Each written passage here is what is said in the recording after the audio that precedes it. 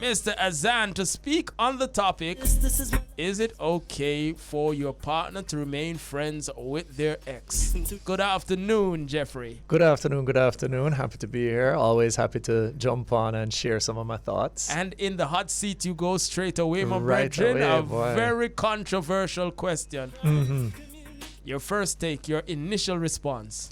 Well, the initial response is if I was close enough with you to say I love you, then there's always going to be a connection. Is it okay to maintain that connection while you're with somebody new? Well, the question is, it's not going to be the same connection, or more accurately, it shouldn't be the same connection. Let me be clear. It shouldn't be the same connection if you're with somebody else. But there's always going to be a part of you that is you want to know that person did well. I mean, all right, let's put things into context, because a lot of people have a lot of relationships and every relationship is different. Right. If you had a relationship and that relationship phased out for mutual reasons, it could be a matter of different visions in life, different approaches. Sometimes it's distance. You know, I get a job opportunity in Japan and they're here in Jamaica, and this is going to be for the next 3-4 years. So we part because of distance. Right. That doesn't change the fact that we were friends and friendly. So I'm going to want the best for you, and I hope that you're going to want the best for me. Right. However, there are other relationships that do not end so all right, no, amicably. let's stay on the amicably Okay. departed relationships. Okay. Because of them, they are the problem. And there's some see the problem. And that me want to understand now. So, Right. me and my ex-part on good terms. I'm now with somebody else, the next newest, freshest lover of my life. Right. Me and my ex-part on good terms, you know. Right. We understand, say, boy, circumstances beyond our control. We just couldn't go no further romantically. Right. And so she gone, me there, so. Mm-hmm. Do I still maintain a relationship with her? Should my partner be burdened, and I use the word burden, to trust me in maintaining a friendship, knowing that that person come back because there was no bitter separation, that something could spark again. I mean, what is it? How the old Fire stick, right. easy for catch. Old fire stick, easy to catch. It is a gray space. It's a tricky tightrope to walk. Yeah. But the reality is, and I hold this stance, that if I was close enough with you to say that I love you with genuine feeling and meaning, that love doesn't disappear. No, what happens is, how do we create the maintenance of that relationship? So let's look at the new partner. When we're with that new partner, we talk to them multiple times a day. We spend physical time with them. We share intimate secrets and vulnerabilities. And we declare, in many instances, we're talking about open public romantic relationships. So we're going to declare that this person is our partner. Right. If we are that type of person, and we probably did all of that with the other person, the one we're gone. The one we're gone. So what we wanted to know going forward is establish a new boundary of relationship. So I shouldn't be talking to you every day if you're that ex. I shouldn't be seen at the movies or dinner. And it's not even that I shouldn't be seen. I shouldn't be doing it. All right. Right?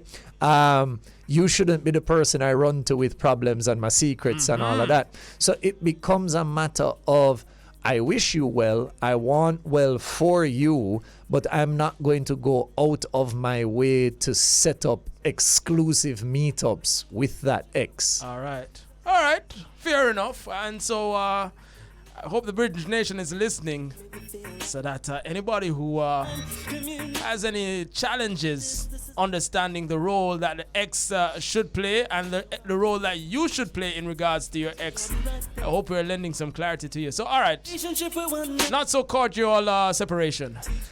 Oh, well, in the not so cordial, then you should leave it at just that. You know, you're not really trying to welcome that, because those tend to be the ones where there's still a lot left unsaid. Unresolved. And it's the unresolved, it's the unsaid, because unsaid feelings lead to moments of high emotions. High emotion leads to impaired judgment. Impaired judgment very often leads to bad decision making. I like it. So it's actually the bigger danger is the one where it was an unresolved separation. Gems, words of wisdom, my friend. I can see it. Yeah. I can see it. I can picture it in my mind's eye. Yeah, man. All right, so yes, I leave that one there. I mean, I would stay far. Stay far. All right. Nothing's wrong with wishing somebody well. Nothing's wrong with wanting well for them. But don't put yourself in a situation to be compromised. I want you to take me through that a while ago because you did it so well. It's almost as if it's rehearsed. Tell us again. Unresolved feelings lead to what? So unresolved feelings lead to high and intense emotions. High and intense emotions lead to poor decision making and impaired judgment. Impaired judgment and poor decision making leads to mistakes. Children in the dark make mistakes. Mistakes in the dark makes children. Well said, well said, well said. That's something I picked up somewhere, but I like it. So you say, so is it fair then to assume that when there's not a cordial breakup, that your ex might have a hidden agenda? When there wasn't a cordial breakup? Yeah. Definitely. To maintain that friendship, there might be something behind it. There might be something behind it. I mean, there's instances in my world where people carry grudges for 20, 30, 40 years. And, you never know what somebody's propensity for playing the long game is. Just because you are willing to let go of something, just because it seems like a simple matter to you, doesn't mean it's a simple matter to them. As one person told me one time, another gem, because we're dropping them this morning or this afternoon, is the offender never remembers, but the offended never forgets. So if and you couple that with the fact that hell hath no fury like a woman scorned. Right. But don't make nobody feel some of the men out there can be just as vindictive. Yeah, my doctor told me I'm a passive aggressive, and then I looked in myself and I said, I have the propensity to play the long game. Yeah. No, I mean, you have to know yourself. You have to know who you are in those circumstances, because you might say everything is fine. And you say, yeah, man, me and them good. Yeah, it never ends so well, but, a simple thing that. And then twos, you buck them out the road and you feel everything inside start to well up again. And you're like, some would have do that person something. Yeah. All right. So we're running through some of these points that Abster shared with us. Is one giving up self? Oh, no. I remember that. That's not for this conversation. But what we can examine in this situation, as you say, the response, the reaction, men and women might be a little different. Yeah. And we can understand that. So, but generally speaking, men don't play too much into their emotions. They don't play too much, but that makes them all the more dangerous in many instances. The higher rate of, if we're just going to talk statistically, the higher rate of suicide and murder-suicide, the men are the instigators of those circumstances. And very often it has to do with the fact that they did not get a chance to express their emotions. They didn't get a chance to process them. They didn't get a chance to deal with them.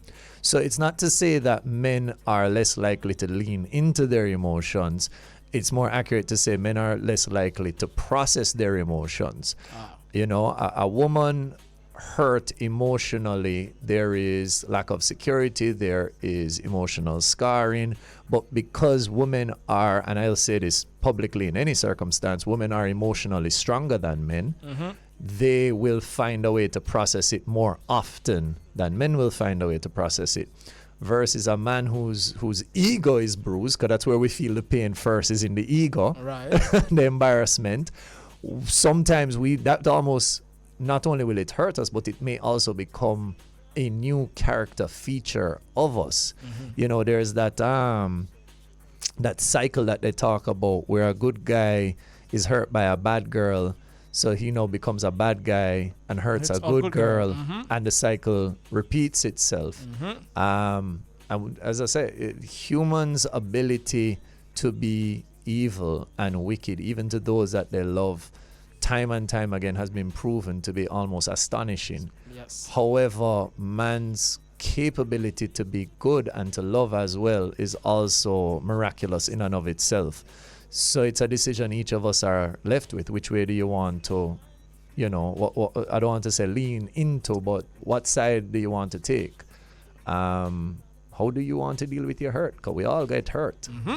All right. So as we wrap up this conversation, I guess the crux of the matter is this. What it boils down to, because we can talk till the cows come home. Mm-hmm. Women will take a particular stance that I'm a woman. When we're done with the ex, we're done with the ex, and that's it. Mm-hmm. And so her man must be comfortable with the fact that she has simply declared that the ex is a past and him can't touch her again. Versus that same woman will look at her mate and say, no, you will still touch your ex. So you are not going to be given any trust, any leeway. Is that a fair situation?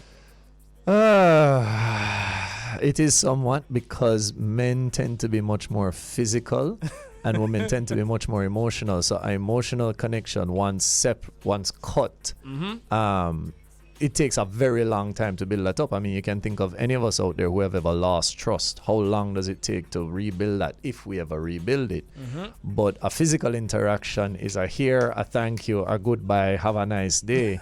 And so men are definitely much more likely to trip and fall, as the old adage goes, in comparison to a woman. It's been great talking to you, Sir Azan. I think Nikki would be proud of us because we were very balanced in our discourse. We try. Even though we could have tried, kind of sugarcoated for the bridge in them. But we stayed real and true to the thing. I mean, the short answer is choose what you want and then stick to that. Yeah. Just be clear. Be clear. Thank you so much.